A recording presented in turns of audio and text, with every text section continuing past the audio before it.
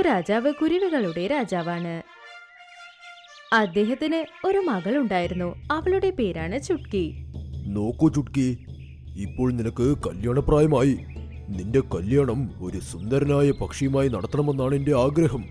അതുകൊണ്ട് ഞാൻ കാക്കയോട് ഒരു നല്ല പയ്യനെ കണ്ടുപിടിക്കാൻ പറഞ്ഞയച്ചിട്ടുണ്ട്.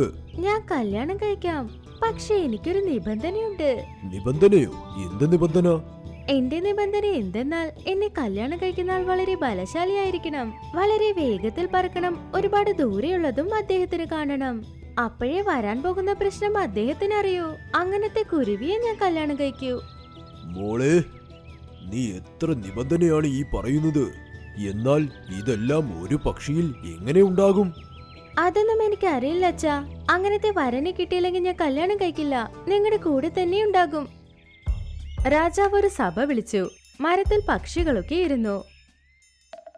കേൾക്കൂ, എന്റെ മകളുടെ നിബന്ധന എന്തെന്നാൽ അവൾ വിവാഹം കഴിക്കാൻ പോകുന്ന പയ്യൻ ഒരുപാട് വേഗത്തിൽ പറക്കണം, ഒരുപാട് ഭാരവും തൂക്കണം, ഒരുപാട് ദൂരെ കാണാൻ കാഴ്ചശക്തി വേണം. താങ്കളുടെ മകളുടെ നിബന്ധനയെല്ലാം കൊള്ളാം.